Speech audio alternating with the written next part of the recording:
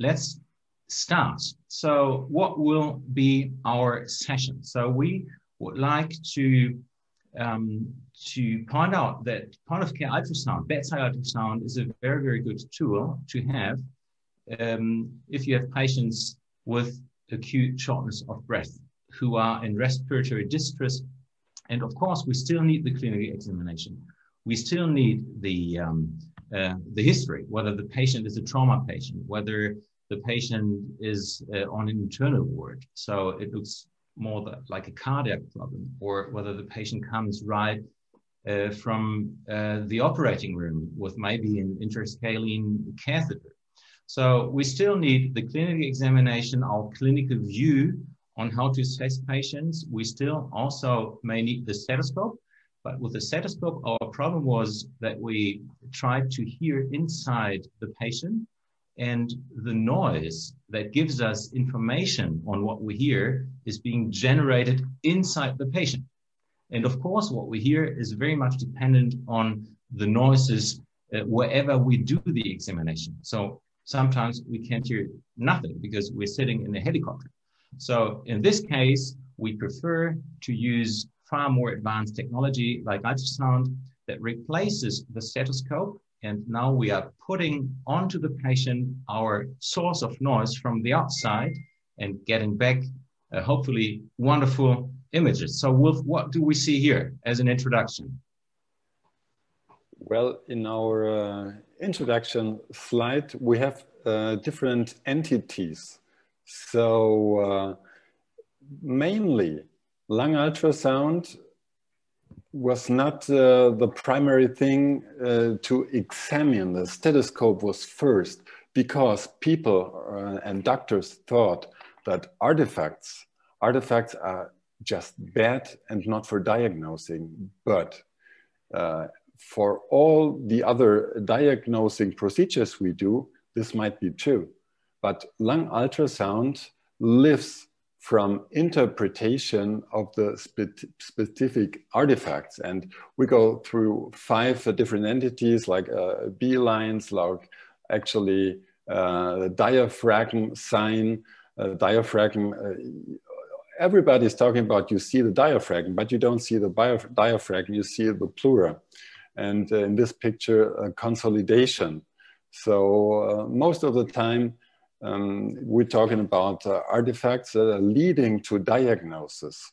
And this is the most important message. So if we go to the next slide, this is about how people or medical doctors in former times said, oh, you can't diagnose because if you take in a porcine model of lung ultrasound and you do inflation by putting it to a ventilator, you inflate. So all you got, because under the visceral pleura, you just have the intra-alveolar air inside. That is 100% barrier for ultrasound. So all the energy is reflected back and you just have in the multiple line pictures with no possibility to diagnose. And that's the reason why in former times, doctors said lung ultrasound may not be possible. And to be more precise, radiologists said this and the medical quite a bit. So if you look at this wonderful picture, you see a surface, a very, very even surface of a little lake. And you can see a lot of things on the surface, but you cannot see the ground. So you can see something on the surface, but you can't look through it. And this seems to be a little bit the issue with pleural ultrasound, that you can look onto the pleural surface, but it's difficult to look inside, given that it is a healthy lung. But we can see actually changes on the surface. So imagine on this lake, there's a little wind blowing all over it. Then all of a sudden, it looks like this. So from the perfect mirror image, like here, you get a little bit of a non-focus or of an alteration of this mirror image. And so you see something on the surface that can tell you something about what is underneath, but still you cannot see the ground. And this is important in understanding that if we scan a healthy individual, we can't really see something inside the lung, but we can see something on the surface, a lot of mirror images that are being transposed in the lower part under the pleural line in our ultrasound image. So how much of the pleura is actually accessible with ultrasound, Wolf? Well, one says that about 70% of the pleura might be to be inspected, but in fact, that's for the internal medicine people that have self-briefing patients sitting on the bed, because they can put their arms over the head so the scapula rotates. They can use some tools of motion that more of the pleura will be available than for us in the operation theater or the intensive care unit, because our patients, they are lying supine, they have cables, they have tapes and drapes. So we think about 50–60% of the pleura would be possible to be inspected by intensivists. So, and this might be also possible with the linear probe, and also not just for the diaphragm, but also for the pleura with a convex probe. Just let's have a look at this special image. And as I said before, when you look through the chest wall, or the abdomen, from the abdomen to the chest wall, you see the bright light of the diaphragm. That's not diaphragm musculature, but that's the impedance signal hyperechoic of the diaphragm. So this is also part of the pleura we view. And we will come back to the impedance definition in a minute. So we will quickly go to some ultrasound basics, because for some of you it might not be so common. So we're talking about certain terms and definitions, and we just quickly go over it. For the experts, I know you, it's more a matter of how to explain things, as you probably do yourself. So of course we need the B mode, the brightness mode. What is brightness mode, Wolf? Well, the B mode is the two-dimensional diagnosing with ultrasound. So you align the probe and you have a kind of diagram with a linear probe. You have a rectangular visualization, and with the abdominal probe, it's a little bit modified, but it's a 2D image. And the third dimension, that's the movement of your hand, that you have a scanning mode that is dynamic over the body. So you, in your own head, the two-dimension procedure of ultrasound can be put in a three-dimensional image in your head. But the B mode is just the scanning picture on the monitor. And basically all the machines start in the brightness mode, and it's called brightness because, of course, unfortunately, most of our pictures are not colored. So we get different grayscale, so different brightnesses. And of course, in order to optimize our ultrasound image, we also can... How quick is the sound conduction in air? Because now you visualized how it is in human tissue. It's about 1,540 meters per second. What about the velocity in air? Well, this is much slower. And the general idea in physics is that the less dense the media is, the slower the sound will travel. So air is not very dense, so the sound is relatively slow with 330 meters per second. And so the average in human tissue is about 5 times as fast. And the denser the tissue gets, like in bone, the faster the velocity will be. Like in bone, it's 3,000 to 5,000 meters per second. But the ultrasound machines, normally they calculate with an average of the spread of sound of 1,540 meters per second. And so in air, it is much slower. And now imagine you've got a bit of sound traveling through the chest wall with the set speed of 1540 meters per second. And then this sound energy hits the pleura. Behind the pleura, we have air. And the velocity is only 1/5 of the velocity in the chest wall. So most of the energy is going to be reflected. And so this is important to keep in mind when we talk about some artifacts later on. Then there is one more important thing, the acoustic resistance impedance. We will have some slides on that in a minute. And also we need the M mode, the motion mode. We will explain with slides. And at the end, we have a lot of artifacts that are very useful for us for the interpretation of what is below the surface. As we said before, we can't really look inside the lungs, given that the lung is healthy. So what is acoustic resistance or impedance, Wolf? Well, that's not easy to explain, but we do it in easy words.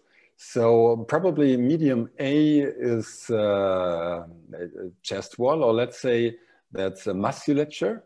And medium B, for the first thinking, might be fat. So if the sound from the probe reaches the frontier or the barrier from A to B, there's some energy traveling through medium B also, but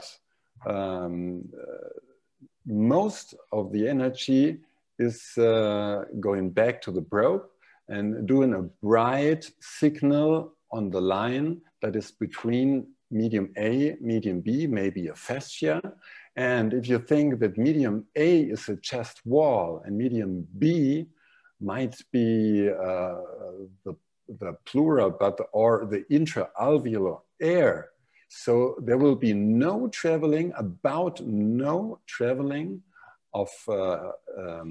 ultrasound energy in medium B, and nearly all energy is just transported back to medium A. So that's a frontier, a barrier, and you don't look at typically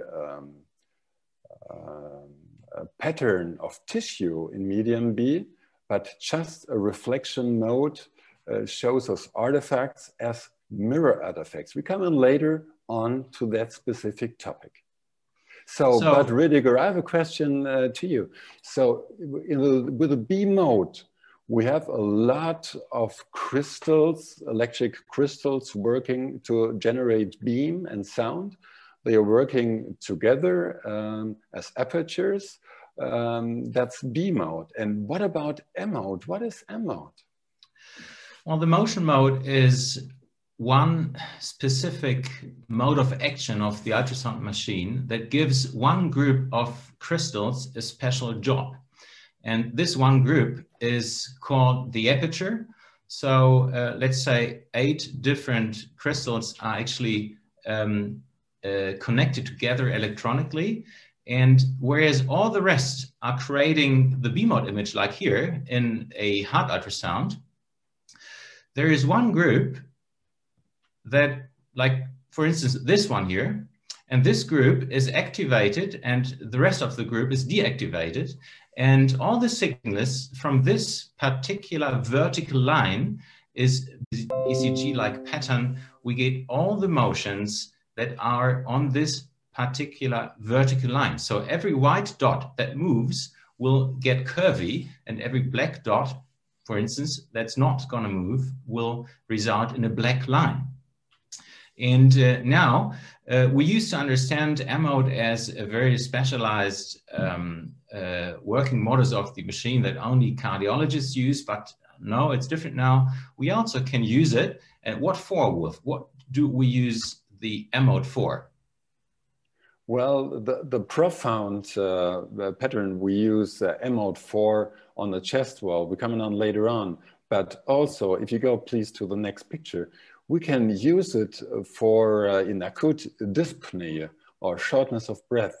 You diagnose also the functioning of the diaphragm, because not very seldomly, if you put in an interscalene catheter, or you have a trauma patient, or you have an internal medicine patient, very, very sick and shortness of breath, and he has a cancer, so a mediastinal cancer that might affect the vagus nerve supplying the diaphragm. And so might be you have to check the function of the diaphragm to assume if it's just musculature, pneumonia, consolidation, or even diaphragm function that leads to a shortening of breath. And that's very easy to diagnose. And here with the M mode, through the diaphragm, or the plural sign of the diaphragm, as Rüdiger showed. And if you put it on an ordinate and a system running over the time, you see the movement of the diaphragm going abdominally. You have some peak or on top. And if the patient just does a short sniff, so a very short inspiration, it is better shown most of the times in a picture than a weak normal breath. So you can image it really perfectly, and you save the picture, and you can assure that the diaphragm is not the reason for the shortness of breath in the patient. And what you see here, for instance, is when the patient breathes in deeply, for those of you who know it already, there is what we call the lung is actually merging underneath the probe. And this is why you get an image artifact here, which is called the dirty curtain, because you don't see anything anymore. And this is actually what we want. So we want the lung to be filled with air, and with inspiration, it will actually move underneath the probe. So you've got the dirty curtain. And if you image this in M mode, you see it like this looks like little mountains, and this looks like more like a volcano erupting. And this is the dirty curtain coming into the image. And whenever we see the dirty curtain coming in, we know that there cannot be a large amount of effusion into the pleural cavity. So the dirty curtain is our friend.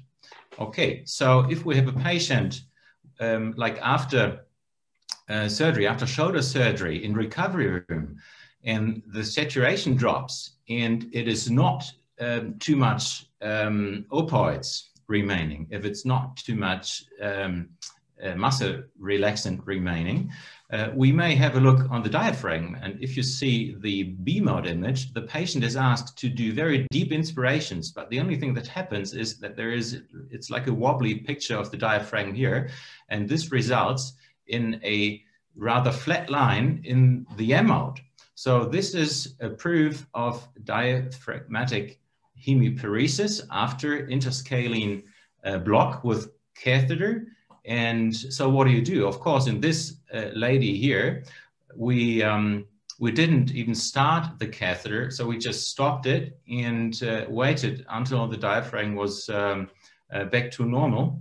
And then we only used the catheter, well, if you can't deal with the pain in any other way. But she is, of course, on the normal ward, she is in jeopardy of getting shortness of breath unmonitored. So, of course, it's only a question of a few minutes to look on the diaphragm, and then you know what is the... No, usually we do have a supine lying patient, and most or many times we're looking for pneumothoraxes, and the air that should be detected outside of the lung will be at the region just 10 centimeters peristernal.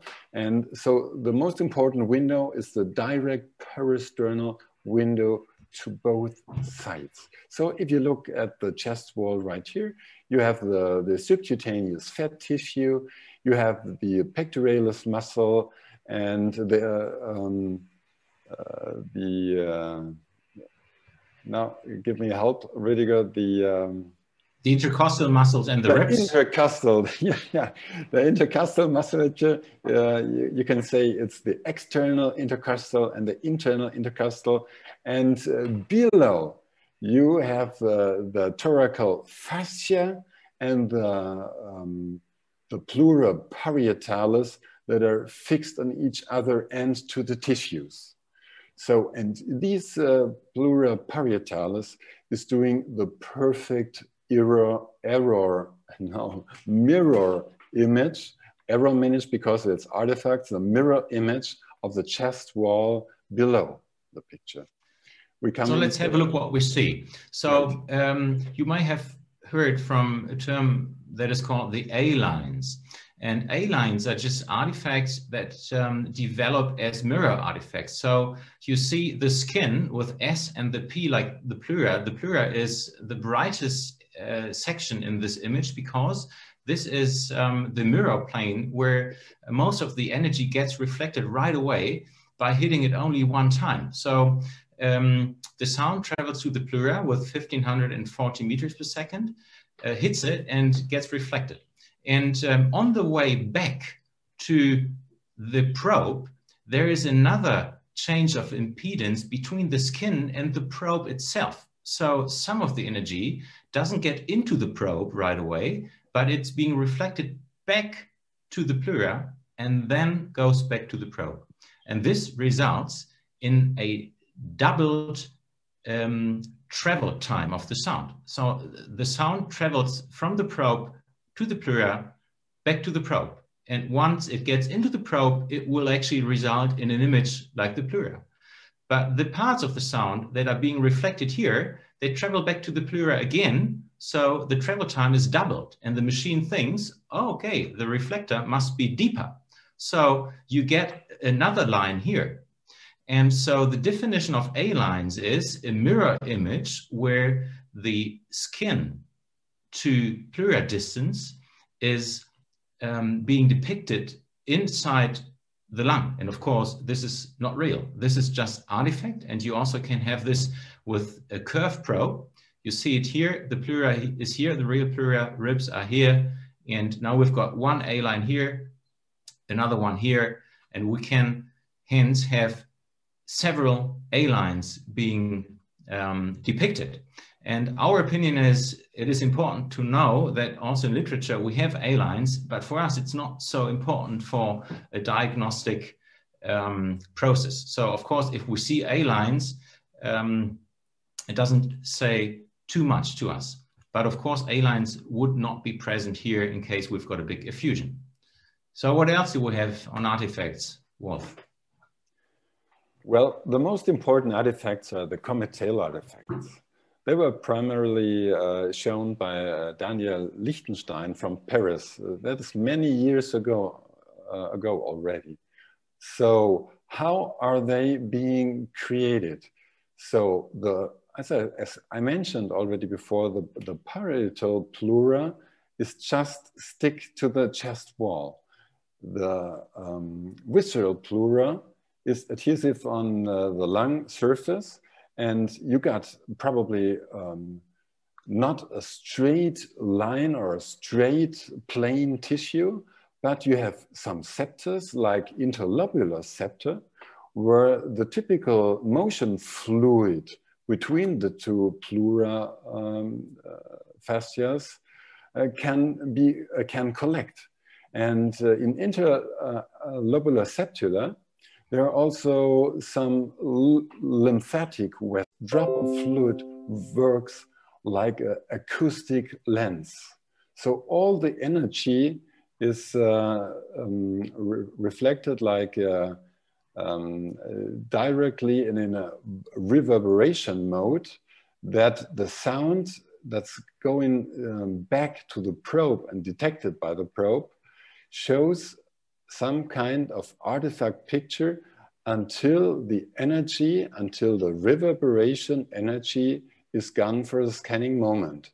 So it starts with a bright line, and as you see in the picture here, it's not just a straight line downwards, but you mention from one point of the visceral pleura, you have about 3 lines in a different angle. And this is because ultrasound beam is not just straight running through, but in every action of the piezo crystals or the apertures that are working together, You have a straight beam down and also an angulated one to 10, 20, or 30 degrees to both sides. And that's the compound imaging or cross beam, as was, or as different manufacturers say.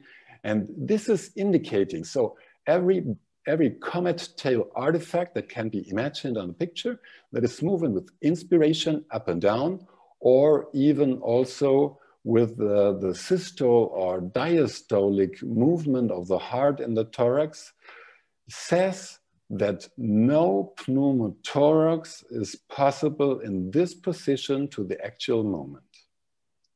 Okay, thank you. Let's go on to B-lines. B-lines are the big brothers of the comet tail artifacts because they result in just bigger amount of fluid collections in the pleural space. So as Wolf explained, the sound energy is trapped inside fluid collections and goes back and forth so many times that the sound travel time is being longer. And this is why the ultrasound machine thinks, okay, again, the reflector must be deeper. And you can get this, of course, with linear probes like here, or with curved arrays like here. And the amount of B-lines we see, and B-lines actually, they go over the whole ultrasound image. And the amount of B-lines somewhat is a sign for the fluid in the lungs. So congestive heart failure, very often you will see an increased amount of B-lines. And as we said before, this can be one reason for acute shortness of breath. So a question from me to you, Rüdiger. So B-lines, very often, if you have more than 3 B-lines, people or doctors say, oh, that's a cardiac edema. So there might be other reasons for B-lines than cardiac edema, don't we? Yes, of course, they are. Going back to the physics, we get B-lines whenever there is enough fluid collections. And this fluid collection is only a small amount of fluid collection. So it's not like in pleural effusion. And of course, you can have other pulmonary diseases, like also in consolidation, when there is an infiltrate inside the tissue, you can have fluid collection. And of course, B-lines are possible, but those B-lines may not start from the pleural line. This is a little bit of a difference. And in the consensus conferences, people are actually arguing that ordinary B-lines should be beginning at the pleural line, but there is some discussion on this. Yes, okay. And the multiple B-lines should not be just at one point. It should be over both lungs. That's important. That might be, they might appear in lung contusion, in acute pneumonia at the actual part of the lung where it arises, or in pleuritis, and in many rheumatic diseases. That's to be known. So what about diagnosing with a curved probe, Rüdiger? Yeah, same thing. So the curved probe has the advantage that we have a sort of wide angle view. So as here you see the rib shadows of 2 to 3 ribs, and then you can actually assess several intercostal space at once. And if you use the zoom window in the chest wall, like here, and then you enlarge the picture, you have a very, very quiet picture. So every gray dot remains a gray dot, every white dot likewise. But if you now set the zoom area below the pleural line, you've got a very, very unsteady image. So it is what you can call a flickering image. So every gray and black dots changes in the grayscale. And this is very typical for coming back to the photographs of the lake we had in the beginning. So when you look at the chest wall, it's a very, very calm picture, like the surface on the first photograph. But if you're now coming underneath the pleura, this is what happens underneath, secondary to the sliding of the lungs. So both sheath of the pleura are moving against each other, and then you've got the little fluid collections between, and this results in this flickering image below the pleura. And whenever you see this, there can't be pneumothorax, right? So, and if we look at this on the M mode, as we explained before, so we have one aperture being activated, and now we've got like, it's B mode. So we've got like, we've got one comet tail artifact now, and you see that this is exactly the heart rate. So this is called the lung pulse, and the lung pulse normally only is visible inside the lung until the pleura. So it is not visible inside the chest wall. So when you put a color power Doppler on it, you only see it underneath the pleura and not in the chest wall. And likewise, if you put the M mode in it, you only can see this pulsating thing underneath the pleura. The pleura line is the brightest line here, and you see parallel lines here as being the chest wall. And you see the sandy image here, but you see some columns here. Do you see this? And this is part of the heartbeat, the differences in the pressure generated by the heart is being transmitted to the chest wall, but only to the border of the pleura, right? So this is the lung pulse. And again, this transmission of the pressure changes of the heart only can happen when there's no pneumothorax. So whenever you see lung pulse, can't be a pneumothorax. Pneumothorax is ruled out then. So let's come again to all the artifacts again, and let's resume a little bit. So in normal respiratory function of the pleura, if you align the probe and in the B mode picture, you see mirror artifact. The mirror line is the pleural line.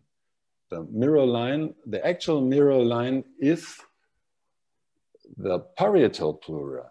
The visceral pleura that slides does the flickering of the mirror image. Just imagine this for a mode. Then you look for lung sliding. Look for little hyperechoic points that are running up and down with inspiration and expiratory function of the lung. If you don't see it in the normal picture, parasternal between the ribs, just look under the cartilaginous ribs, because you can look through. They have a lot amount of water, the cartilage of the ribs, and it also works like about a lens, and under it you can really see the pleural line with a sliding movement, and sometimes much better than in the free field between the ribs. So you look again for the artifact of the A line, but that's not a very, very good, valuable diagnosing parameter. A line, one says, is if the A lines are erased by B lines, you see no A lines because the B lines are prominent, you have to think about a cardiac edema or some diseases that produce the B. Regional situation, like after a deceleration trauma and a lung trauma, or in a pleuritis, in a regional pleuritis, or in a regional pneumonia. There may be the appearance of B lines too, just regionally. If the patient does not ventilate, so he just stops but has heart function, you see the lung pulse that Rüdiger showed you in the last slide. Just say to the patient, hold your breath, and you see the little hyperechoic points or the comet tail artifacts just going with the function of systole and diastole of the heart. So that's the motion artifact, and you also can you can visualize motion in ultrasound in color Doppler or in color Doppler. And we come in again to that issue later on. So the M mode, let's go to M mode again. Please go to, yes, to the next information point. The M mode leads to a picture that actually we can say where you have the barcode sign of the chest wall in the M mode picture. That's kind of stratosphere. So that's the sky picture. If you have the pleura as the mirror line and underneath with a working visceral pleura not having a pneumothorax, the bright mirror image is disturbed by a sandy pictures because of the flickering, and the flickering in the M mode, whereas Rüdiger says, does statically or permanently changing of the gray values. So that's not just a dot, a dark dot stays a dark dot, a white dot stays as a white dot. And this is creating the sandy picture underneath the pleura. And we say in the literature or actually under doctors very prominently, you hear the seashore sign for that appearance. And seashore sign is a normal finding. So just to repeat it quickly, we have the chest wall window and the M mode is in there like this. You see the lung sliding, and now you put it in M mode and you see the sand, you see the wall, and you see the sky. And this is the seashore sign. And you might keep it in mind much better if you remember this. So this is part of the idea the ones had when they discovered it. Okay, so this is normal finding. Seashore sign is good. So what else do we have? Let's go to a clinical case. So we have a patient and we have an M mode picture, and he has been intubated and the saturation drops. So what is it? Is the FiO2 too low? Is what is the problem? And let's say you were in an aircraft doing patient retrievals or in a helicopter, so you can't use your stethoscope. Of course, normally you would just listen onto the chest. In this case, you just put your probe on, and what you see on the right side is basically a seashore sign. So as we said before, this is normal finding. So that's normal. So if you go on the other side, what you see here is again seashore sign in a way, but it is also with lung pulse. So two normal findings. So what's wrong with it? The saturation still drops. So taking into consideration like the idea on how lung pulse comes about, it must be that there is no lung sliding, because the pressure changes of the heart are being transmitted to the pleura, creating the lung pulse. So there is no lung sliding. Hence, this patient is intubated too deeply. So the left side is not ventilated. There is no pneumothorax, but it's not ventilated. So tube out and the problem is solved. Okay. So let's talk about pneumothorax. So the artifacts are somewhat different now because the mirror artifact is in B mode. It is not this unsteady flickering image anymore underneath the pleural line. So there is a perfect mirror artifact. So mirror image of the chest wall below the surface of the pleura, below the mirror plane. So no lung sliding. You have no cometals or B lines because there are no fluid collections as such as they could create B lines. And in the M mode, you have got this perfect mirror image also underneath the pleura. So we are getting to the barcode or stratosphere sign. And again, put in other images, we've got this M mode image here as normal seashore sign. And if you look at the two B mode images here, you've got on one side, you see like the normal lung sliding, and on the other side, you don't see it. So it is not there. Lung sliding is missing. And if you go into M mode, you see this.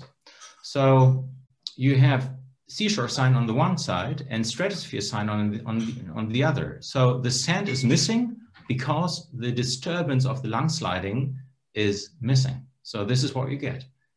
And so whenever you find this, you may have pneumothorax. So it is like a barcode, like a stratosphere all over the image, like this. Okay, so Wolf, why do we want to use more ultrasound in patients with acute shortness of breath and pneumothorax? Well, the answer is because it has a much better sensitivity. So let's look at this very old study. They had in a trauma center about 135 patients having all the diagnostic you would like to have a complete diagnostic. What one thought that is a complete diagnostic. So you always do the X-ray. Most of the times you do by a harmfully trauma patient chest CT. Everyone had a lung ultrasound. And if you look in the next information points for the sensitivity, when you're doing just a parasternal, as we showed you, a parasternal ultrasound of both lungs in 68% sensitivity. So you find the diagnosis of pneumothorax in the patient is much higher than in the radiologic procedure of a two-dimensional picture, because all the partial pneumothoraxes, as you see in that CT scan here, are not leading to a diagnosis of partial pneumothorax, because in a two-dimensional conventional radiologic picture, the lung may be completely over the hemithorax, and you miss the diagnosis of a pathology. And it's about a 50% better sensitivity. So you're the better doctor, you have better diagnosis, or probably quicker therapies. So let's look at the next picture. So please, the next slide. One may ask, well, with ultrasound, you're really good diagnoser, but Rüdiger, what about the diagnosing of the size of the pneumothorax? Yeah, that's actually an issue, because if you've got only like a very small partial pneumothorax with a little bit of air collection between the two pleural sheaths, the acoustic phenomenon is the same as if it was a big pneumothorax. So looking at the M-mount, you get the barcode sign or the stratosphere sign right away if it's only like 1 millimeter of air collection between the two sheaths. So it is the same image like having 10 centimeters because there is no lung sliding. And so with only just one scanning window, you can't tell anything about the size of the pneumothorax. And because of this, you need to bring your probe in motion. So you have to slide it more laterally in the same intercostal space, for instance. And then all over a sudden, you may find that you get a normal finding like here. So you slide the probe from parasternal position more laterally. You have pneumothorax. The lung will actually get in contact to the chest wall. And with expiration, it will lose the contact. And so by this, you can actually say something about the size of the pneumothorax. And this changing of normal finding and pathologic finding is named the lung point. And of course, you can see it also in the M-mount. So this is normal seashore sign. This is full pneumothorax. And with inspiration, you may find this. So it changes from pneumothorax to seashore sign. And this is the lung point, which has the highest specificity in diagnosing pneumothorax. And now let's go to clinical case. So someone comes in with shortness of breath, and you just look on the B mode images, and you see on this side here that there is some normal lung sliding here. you see the unsteady image, beam-out image here. And on that side, you see that there's a lot of motion. But if you look on the pleural line, there's no lung sliding like it is here. And if you look at this on the M mode, you will find a normal seashore sign here. That's normal on the right body side, so no pneumothorax there. But here you find the barcode sign, the stratosphere sign. So there is some pneumothorax here. And Wolf, why does this area kind of looks like lung pulse? So there is some sort of column going through the whole chest wall. Could this be lung pulse? And could it be a pneumothorax ruled out in shortness of breath of other reasons? And that's a very, very, very good question, because you have to look profoundly at the picture. If you look profoundly, you see underneath the pleura, really the sign like the start of the motion of the heart in a systole and a diastole, with two lines going completely through. But if you look at the chest wall, you see both lines also going through the chest wall. And that means that if you do have a patient with a dyspnea, and with a dyspnea who is fighting for oxygenation, he's using his additional musculature of the thorax wall to inspirate and to expirate heavily. And this does also for if you have a pneumothorax on this side, really, and he uses the other side of the lung for extreme motion of the chest wall, you have a pneumothorax picture on this side with continuing lines in the chest wall, indicating that he is in heavily dyspnea.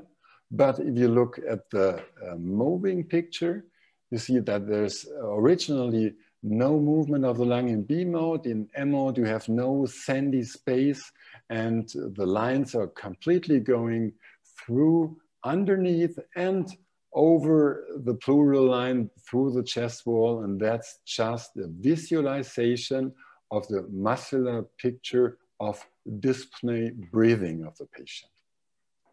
Okay, so we have to keep in mind that lung pulse only under normal conditions goes to the pleural line and not into the chest wall, unless with like septic patients. Sometimes you can see the pulsations on ICU just from looking from the outside, but this is an exception. So normally the lung pulse stops on the pleural line. And if you scan yourself, you may try this out. You can just use the normal scanning window, peristernal. And if you then put the M mode in and you do some cuffing exercises, you will see that there are motion artifacts through the whole chest wall. So this is not lung pulse, of course, this is just cuffing and motion of the chest wall. Okay, so let's try to have a quick look on another case, and then looking on the timeline with a few more minutes before we actually can start the Q&A part. And please, if you haven't done already, collect your questions and write them into the Q&A section of this meeting so that we can later on come into a nice discussion. Well, the patient clinically, he's a young, healthy individual. Like under rest, he wouldn't actually have shortness of breath. So there is a fracture, there is nothing on the chest X-ray. And so how about ultrasound? So we've got the right body side here, the left body side here. And so we look onto the B mode image and we see normal lung sliding here. And on the other side, we don't see it. We see some motion from inspiration and expiration. So the pleura is kind of being bulged outside and inside by the chest pressure changes, but there is no lung sliding. So looks like pneumothorax. So we put M mode in, and M mode is a bit of a difficult thing because the quality of the image depends very much on the insonation angle. So here you can see sort of a seashore sign, and here you can see sort of a barcode sign. However, it's not good image quality. So you have to work with your probe to get it visualized much better, like here. So now you've got a very clear sandy picture, normal finding on the left body side, and pneumothorax on the right body side. And of course, we can also use the other modes of the machine to visualize it, like the power Doppler, or you can even use the normal Doppler and adjust the flow velocity to very low flows, and you get basically the same. So we've got lung panels in color power Doppler below the pleural line. And if we do the same thing, same machine settings on the other side, nothing happens. So there must be pneumothorax. So no transmission of the pressure changes through the lung, through the two pleural sheath to the pleural line. So now what you see here, and this might be difficult to see, maybe the transmission of a Zoom is not so good, but sometimes you see normal lung sliding. Sometimes, like now, you don't see it. And now all of a sudden, it comes back. So this is in B mode image. This is lung point. And this is, as you can see here, you see a rib here, and you also can see the pleura underneath the rib. This means this is cartilage. So this must be in very, very near vicinity to the sternum. So it's, and you can see the lung point in this position. So this pneumothorax is only a very small one. And if you look at this in M mode, you see the typical lung point here. And if you then go, or like here, it's just a different position. And so if you look at the chest CT scan then, you see that there is a minor pneumothorax here, and which was not seen on the X-ray. But you see it with ultrasound. You are much quicker with ultrasound because you have it bedside, you just put the probe on and you can have the diagnosis. The CT scan takes a while, the X-ray takes a while because you need to get the order in, you need to come, the radiology assistants with the machine to the bed, unless you are in emergency room anywhere, anyway where you have it available. But then it takes more time, and with ultrasound, you can get the diagnosis right away.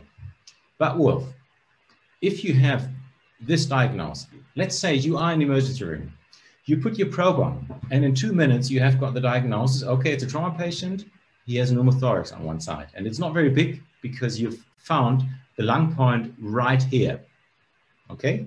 Because if it was a big pneumothorax, you can't find the lung point because at no position, there is a normal finding. Okay, back into this case. You are in the emergency room, you find pneumothorax sign. Do you then do a chest X-ray? What is your clinical procedure? Do you then do another exam like 1 hour later? What do you do?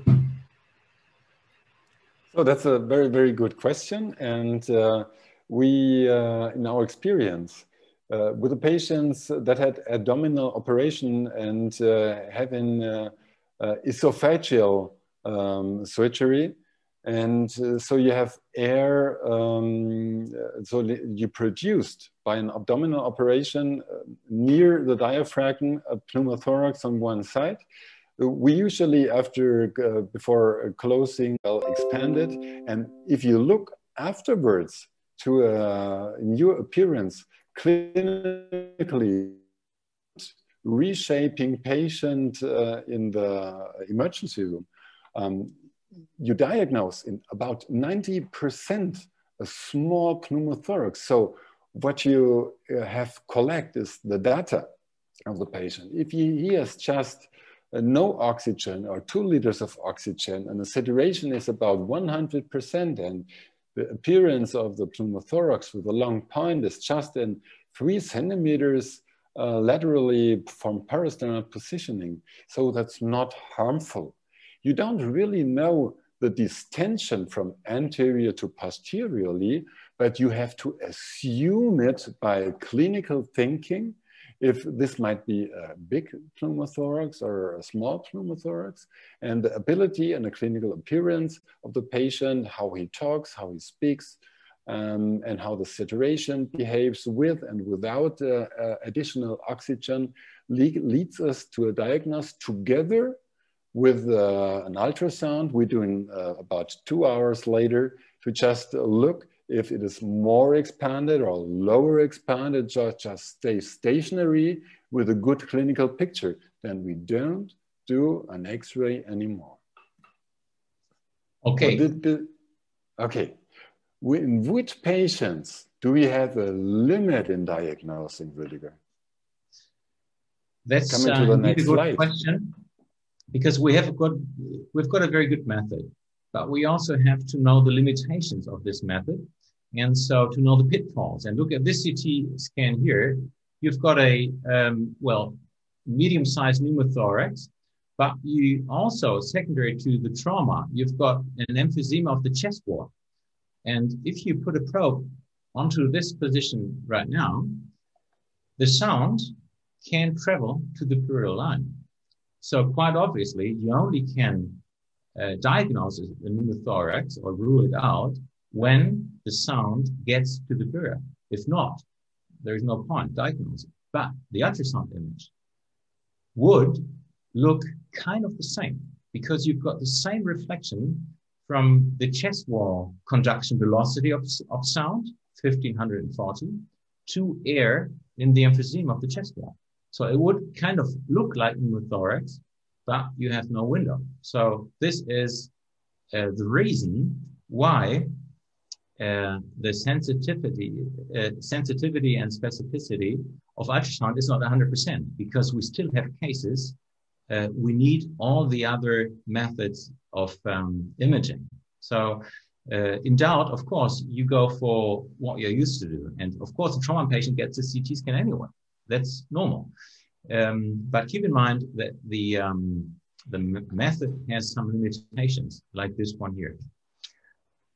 Okay, so you may have in your facility or in your country, you may have checklists when to how to use ultrasound, or what to do if you want to rule out pneumothorax after central venous line, for instance. And we are used to doing chest X-rays and to rule out pneumothorax after a subclavian line, for instance. But of course, if it's only a small one, there is no point doing a chest X-ray unless you want to also control the position of the catheter. So like as a practical idea, it is enough after the procedure to rule out pneumothorax by ultrasound. And of course, in case of clinical deterioration, you would scan again. And if you then detect a pneumothorax, you look for lung point in order to get an idea on how large it is. But then you for sure also need X-ray to see whether it is really a big one. And together with the clinical picture, you decide whether or not to put a drain in or not, or just wait and do controls.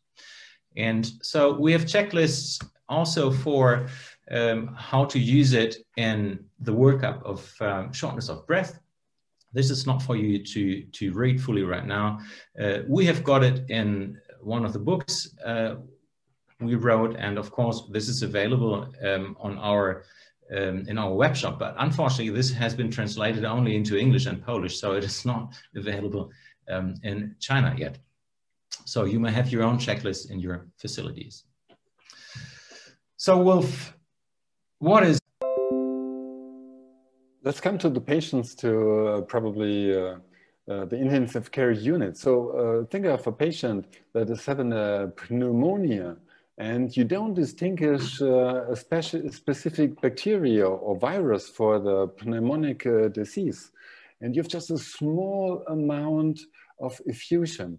And you, with that, if you only have blood culturing that is negative, and you have a small pleural effusion, with ultrasound, you have really an easy and a very safe way to do an intervention and to drain the fluid. And going to the next picture, what you have to do, if you go with the abdominal probe, you start with 15 centimeters of depth. So if you want to do an intervention, you have to reduce the depth to about 5 centimeters, or you can use the linear probe. So if you use the linear probe, You can straight go just centimeters or millimeters above the diaphragm. And even if you have the appearance of a compression atelectasis, you can put in the needle safely and look how close the needle and the catheter is actually kissing the diaphragm. And it's a safe procedure where you can get a good diagnosing tool of microbiologic specificity, of pneumonic diagnosis that you don't get in blood culturing or with a sputum or tracheal secrets that are negatively for 1 or 2 weeks, very, very harmful pneumonia with RDS. So you're doing safe procedures, and what we do promote is not just like it is mostly done, that's what people say in our workshops. In the workshops, they say, oh, I mostly do a scan. They look at the chest wall where the best collection of fluid is. They put away the probe and they insert blindly the needle. But we had, nevertheless, we had pneumothoraxes appearing from evacuating pleural fluids. And this is not necessary. You can do safe procedures. The needles are smaller. You have Seldingers set. And you can even use needles with another surface that is ultrasound friendly, that you can visualize the needle better than an image you saw before. With a tool of many ultrasound manufacturers, you see a diagonal line in the picture. On the right side of that line, you're visualizing the drain easily. And on the left side, it is about invisible. And that's that's a technical issue with the piezo crystals or the apertures. As we said before, we've done some physical information. They don't just send the beam directly, but can also in every impulse send directly and 10 or 20 and 30 degrees to one and to other side to have an optimization of the picture. And if you say to the probe, do mostly put the beam in lines to the right down side, you have an angle of 90 degrees between ultrasound beam and the needle, or here in the picture, the catheter.